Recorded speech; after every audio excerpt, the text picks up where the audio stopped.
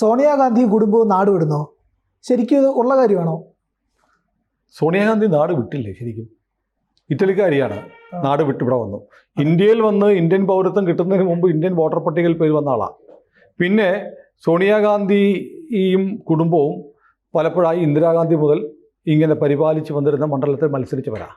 അവിടെ നിന്ന് ഓടി നാട് വിട്ട് വയനാട്ടിൽ വന്നു അല്ലേ? അതെ. വയനാട്ടിൽ വന്നതുകൊണ്ട് മാത്രം പാർലമെൻറ്റിലേക്ക് എത്തി രാഹുൽ ഗാന്ധി, ഇപ്പോൾ പ്രിയങ്ക ഗാന്ധിയും. അപ്പോൾ പിന്നെ സോണിയാഗാന്ധിക്ക് സോണിയ കുടുംബത്തിന് ഇന്ത്യയിൽ ഏറ്റവും സുരക്ഷിതമായ സ്ഥലം ഏതാ? വയനാട്. ഇപ്പോൾ എനിക്ക് കിട്ടിയിരിക്കുന്ന വിവരം അത് കുറച്ച് കഴിയുമ്പോൾ എല്ലാവർക്കും ബോധ്യമാവും. സോണിയാഗാന്ധിയും രാഹുൽ ഗാന്ധിയും പ്രിയങ്ക ഗാന്ധിയും വയനാട്ടിൽ സ്ഥലം മേടിക്കാൻ പോകുന്നു. അവരിനി ഉത്തർപ്രദേശോ ഡൽഹിയോ ഒന്നും വേണ്ട, ഇനി ഞങ്ങൾക്ക് താമസിക്കേണ്ടത് വയനാട്ടിലാണ്. വയനാട്ടിൽ 20 ഏക്കർ സ്ഥലമാണ് സോണിയാഗാന്ധി വാങ്ങാൻ പോകുന്നത്. അത് കാണാൻ വേണ്ടിയിട്ടാണ് നമ്മൾ അസാധാരണമായൊരു സന്ദർശനം ഉണ്ടായല്ലേ. ആദ്യം പ്രിയങ്ക വന്നു, പിന്നെ സോണിയയും രാഹുലും കൂടെ വന്നു. എന്തിനാണ് പതിവില്ലാതെ മകൾ വരുന്നു, മകൾ വന്ന് അവിടുത്തെ പാർലമെൻറ്റ് ഓണം, വിഷു, സംക്രാന്തി തുടങ്ങിയ വിശേഷ ദിവസങ്ങളിൽ മണ്ഡലത്തിൽ വന്ന് സന്ദർശിക്കുന്നു എന്ന് പറഞ്ഞ പോലെ പ്രിയങ്ക ഗാന്ധി വന്നു. പിന്നെ അമ്മയും മകനും കൂടെ വന്നു. അപ്പോൾ ഇവർ 3 പേരും ഒരേ സമയത്ത് 3 എംപിമാർ, ഇന്ത്യയിലെ ഏറ്റവും ഹൈ പ്രൊഫൈലായിട്ടുള്ള ഒരു കുടുംബത്തിലെ ഇന്നും ജീവിച്ചിരിക്കുന്ന 3 പേരും, വേറെ ആരും ഇല്ലല്ലോ കുടുംബത്തിൽ, ഈ 3 പേരും ഒരേ സമയത്ത് വയനാട്ടിൽ വന്നത് എന്താണ്? ഇതാണ് ഒന്നാമത്തെ ചോദ്യം. വളരെ വിശ്വസനീയമായ കേന്ദ്രങ്ങളിൽ നിന്ന് അറിയുന്നത് വയനാട്ടിൽ 20 ഏക്കർ സ്ഥലം വാങ്ങാനുള്ള ചർച്ചകൾ നടത്തി. ഇതിന് പ്രധാനപ്പെട്ട ചുക്കാൻ പിടിക്കുന്നത് അല്ലെങ്കിൽ ഒത്താശകൾ ചെയ്തു കൊടുക്കുന്നത് താമരശ്ശേരി ബിഷപ്പാണ്. അപ്പോൾ നമ്മൾ ആലോചിക്കുമ്പോൾ ഇത് ശരിയാണോ? വയനാട്ടിലെ കോൺഗ്രസ്സുകാർക്ക് അറിയില്ലേ? വയനാട്ടിലെ കോൺഗ്രസ്സുകാർക്കറിയാം. വയനാട്ടിലെ കോൺഗ്രസ്സുകാർ അതിശക്തമായ പ്രതിഷേധത്തിലാണ്. കോൺഗ്രസ് സാധാരണ പ്രവർത്തനമല്ല. അവിടുത്തെ പ്രധാനപ്പെട്ട കോൺഗ്രസിലെ നേതാക്കന്മാർ, വയനാട്ടിലെ കോൺഗ്രസിൽ ഇപ്പോൾ ചില പ്രശ്നങ്ങളും ചില രാജിയും ഒക്കെ വരുന്നുണ്ടല്ലോ. അപ്പോൾ ഇതുമായിട്ടൊക്കെ ബന്ധപ്പെട്ട്, ഇത്തരം സന്ദർശനവുമായി ബന്ധപ്പെട്ട് പാർട്ടിയിൽ നിന്ന് കാര്യങ്ങൾ മറച്ചു വെച്ചു എന്നൊരാക്ഷേപം വയനാട്ടിലെ കോൺഗ്രസ് നേതൃത്വത്തിനുണ്ട്.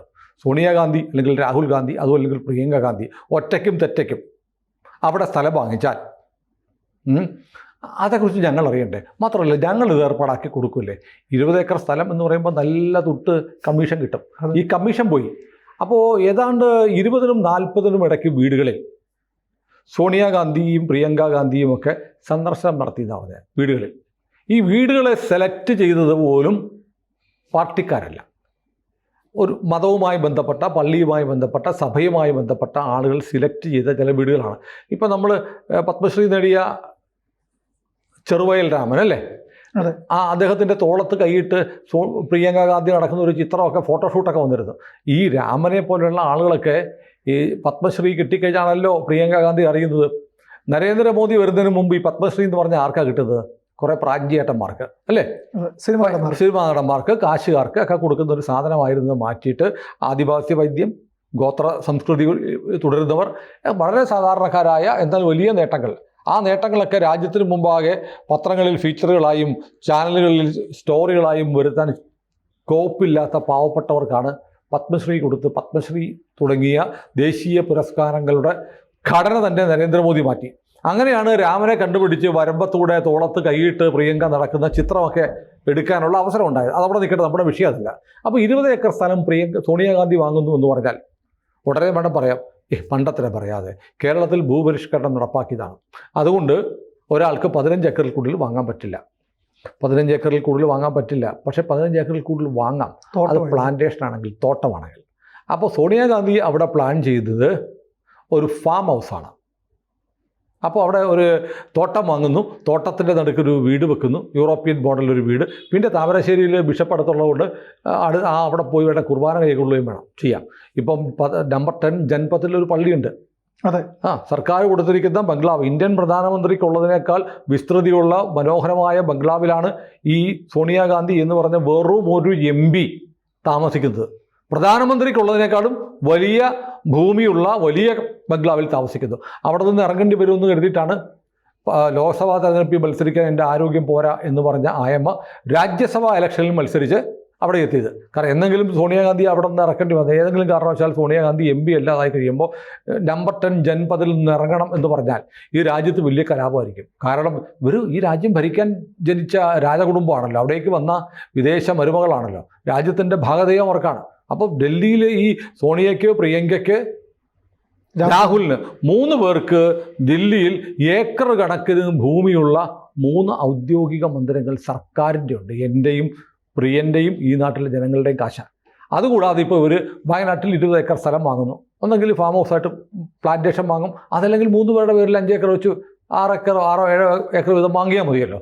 അങ്ങനെ വാങ്ങി അവിടെ ഫാം ഹൗസിൽ ഉണ്ടാക്കി അവിടെ താമസിക്കുക. എന്തുകൊണ്ടാണ് സോണിയാഗാന്ധിയും രാഹുൽ ഗാന്ധിയും പ്രിയങ്ക ഗാന്ധിയും ഇന്ത്യയിലെ മറ്റൊരിടവും വേണ്ട എന്ന് വെച്ച് വയനാട്ടിലേക്ക് വരുന്നത്? 2 കാര്യങ്ങളാണ്. ഒന്നാമത്തത് ഭൂമിയുടെ വിലയാണ്. കേരളത്തിൽ താരതമ്യേന ഭൂമിക്ക് വില കുറവായിരിക്കും.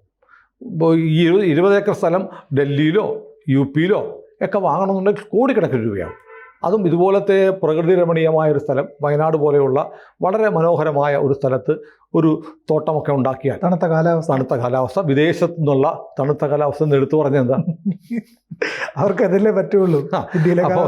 വിദേശത്തു നിന്നുള്ള ഒരുപാട് അതിഥികളൊക്കെ വരും. അവരെയൊക്കെ സുഖവാസ കേന്ദ്രങ്ങളിൽ താമസിപ്പിക്കാം. അവിടെ ആദിവാസികളുടെ ഗോത്ര കലാരൂപങ്ങളൊക്കെ കാണിക്കാം. ഇങ്ങനെ പല ഉദ്ദേശങ്ങളുണ്ടാവുക. അത് മാത്രമല്ല, കേരളത്തോടുള്ള ഇപ്പോൾ നമ്മുടെ നാട്ടിലെ മാധ്യമങ്ങളൊക്കെ പറയുമ്പോൾ കണ്ടില്ലേ, സോണിയാഗാന്ധി കുടുംബത്തിന്, നെഹ്റു കുടുംബത്തിന് ഈ കേരളത്തോടുള്ള മലയാളികളോടുള്ള സ്നേഹം കൊണ്ട് ഇവിടെ വന്ന് കേരളത്തിൽ തന്നെ അവർ പാർക്കാൻ തീരുമാനിച്ചിരിക്കുന്നു എന്നായിരിക്കും ഒരു നറേറ്റീവ് ഉണ്ടാകാൻ പോകുന്നത്. അതൊന്നുമല്ല, മറ്റു പലയിടത്തുമാണെങ്കിൽ ഇവരെ സംബന്ധിച്ചിട്ടുള്ള കാര്യങ്ങളൊക്കെ വളരെ പെട്ടെന്ന് പുറത്തേക്ക് പോകും. ഇവരുടെ പല ഇല്ലീഗൽ ട്രാൻസാക്ഷനും പറ്റിയ ഒരു ഹൈഡ് ഔട്ടായിട്ട് ഒരുപക്ഷെ വയനാട്ടിലെ ഈ പ്രോപ്പർട്ടി മാറിയേക്കാം. കാരണം ഇവരുടെ ട്രാൻസാക്ഷൻസൊക്കെ എന്തെങ്കിലും പലതവണ നമ്മൾ പറഞ്ഞിട്ടുണ്ട്. സോണിയാഗാന്ധിയുടെ അനിയത്തിയുടെ വിഗ്രഹ കച്ചവടം മുതൽ ഇപ്പോൾ എവിടെ പോയിരിക്കുകയാണ് രാഹുൽ ഗാന്ധി? കൊളംബിയയ്ക്ക് പോവുകയാണ്. കൊളംബിയ എന്ന് പറയുന്ന സ്ഥലത്തിൻ്റെ പ്രത്യേകത, അവിടുത്തെ ഒരു ഡ്രഗ് കാർട്ടലിൻ്റെ മകളാണ് ജോനിത്ത എന്ന് പറയുന്ന സ്ത്രീ രാഹുൽ ഗാന്ധിയുടെ ഭാര്യയാണെന്നുള്ള അലിഗേഷനൊക്കെ ഉണ്ട്. 2 മക്കളൊക്കെ ഉണ്ടെന്നുള്ളത് കുറേ കാലമായി പ്രചരിക്കുന്നതാണ്. പലയിടത്തും ഇപ്പോൾ ഈ വിയറ്റ്നാമിൽ പോയപ്പോൾ പോലും ആ സ്ത്രീയുടെ ഒപ്പം നിൽക്കുന്ന ചിത്രങ്ങൾ പുറത്തു വന്നിരുന്നു. അപ്പോൾ മലേഷ്യയിൽ പോയപ്പോൾ ലങ്കാവി ഐലൻഡിലാണ് ചുറ്റി കറങ്ങിയത്. അവിടെയും ഈ പറയുന്ന ഭാര്യയും കുട്ടികളും ഉണ്ടായിരുന്നൊക്കെ പറയപ്പെടുന്നു. ഏതായാലും CRPFൻ്റെ സെക്യൂരിറ്റിക്ക് ഒഴിവാക്കിയാണ് പോയത്.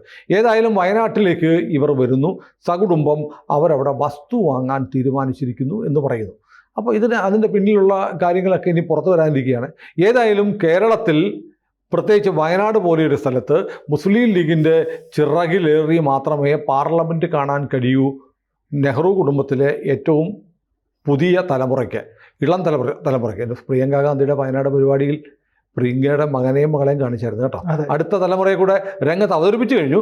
ഇന്ത്യക്കാരുടെ ഒരു ഭാഗ്യയെ ഒരു രാജകുടുംബത്തിൽ നിന്ന് അടുത്ത ജനറേഷനെ വയനാട്ടിൽ വേദിയിൽ കൊണ്ടുവന്ന് കാണിച്ചിട്ട്, ദാ ഞങ്ങളുടെ മക്കൾ നിങ്ങളെ സേവിക്കാൻ വേണ്ടി റെഡിയായിരിക്കുന്നു എന്ന് കാണിച്ചു കൊടുത്തു.